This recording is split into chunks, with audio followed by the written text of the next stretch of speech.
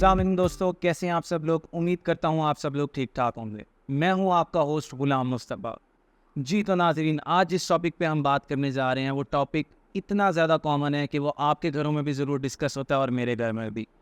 जी, तो बिल्कुल हम बात करने वाले हैं बिजली के भारी भरकम बिलों पे। इन्हीं पे बात करने के लिए हमने अपने स्टूडियोज़ में दावत दी है एक दूध डिलीवरी बॉय को। तो बिना टाइम वेस्ट किए चलते हैं सीधा उन्हीं की तरफ। जी तो नासिर भाई, कैसे हैं आप? वो जी होना कैसा है जी। गरीब की भी कोई ज़िंदगी होती है। कुत्ते वाली ज़िंदगी होती है गरीब की। अरे नासिर भाई, दिल ना छोटा करें, अल्लाह पाक सब बेहतर करने वाला है।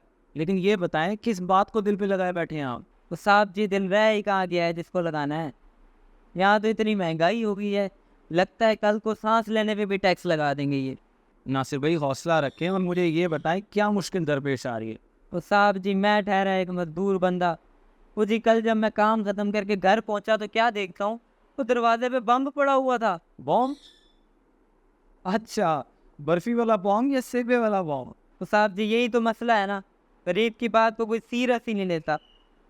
वो जी बंदा कुछ भी हो जाए बस गरीब ना हो।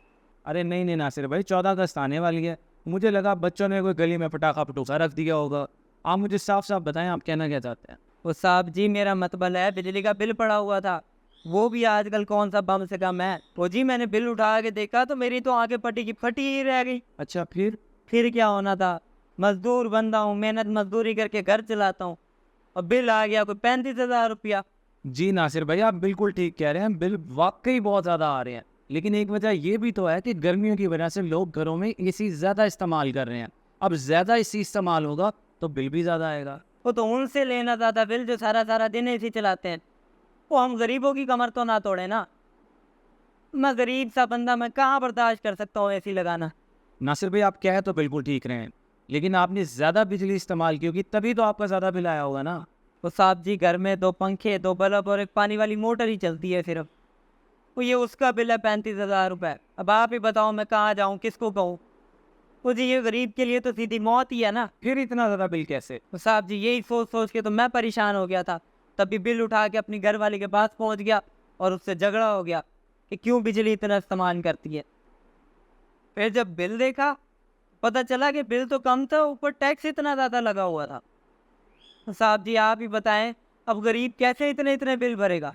ये बात तो आपकी बिल्कुल दुरुस्त है। टैक्स ज़्यादा होने की वजह से तो अच्छे अच्छों की कमर टूट चुकी है। कमर तो बिजली के बिल ने तोड़ ही दी है, लेकिन इसकी वजह से जो बीवी से घर में झगड़ा हो गया है, वो अलग।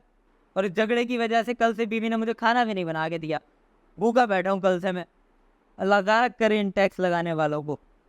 अरे नासिर भाई, टैक्स तो पूरी दुनिया में लिया जाता है। महंगाई की असल वजह तो करप्शन है। अच्छा ये सब छोड़ें, आप मुझे ये बताएं कि डेयरी फार्म आपका अपना खुद का है? हाँ जी, बहुत बड़ा डेयरी फार्म है इस गरीब के पास, पूरी 2 भैंसों का। 2 भैंसों से इतने घरों का दूध पूरा हो जाता है? कितना ही दूध निकाल लेते होंगे आप 2 भैंसों से?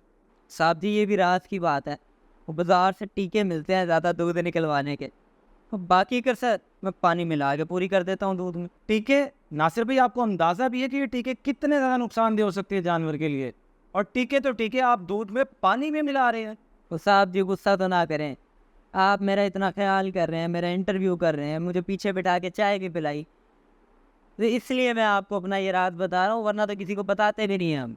अस्तगफिरुल्लाह अस्तगफिरुल्लाह। नासिर भाई, आपको पता है कि मिलावट करना कितना बड़ा गुनाह है? और फिर जब हमारी 2 नंबरियों की सज़ा हमें इन बिलों की सूरत में मिलती है तो हमसे बर्दाश्त नहीं होता। हम सबको चाहिए कि हम एक अच्छे शहरी होने का सबूत दें, ना कभी किसी का बुरा करें और इन रिटर्न ना कभी हमारा बुरा हो। और हुकूमत को भी चाहिए कि इन गरीबों का ज़रूर सोचें, इनका एहसास करें, ताकि ये कभी इस तरह के 2 नंबर काम को दोबारा करने का सोचें भी ना।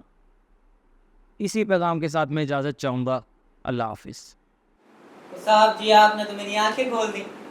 वो मैं दूध में पानी नहीं, पानी में दूध मिलाऊंगा। अब तो ठीक है ना।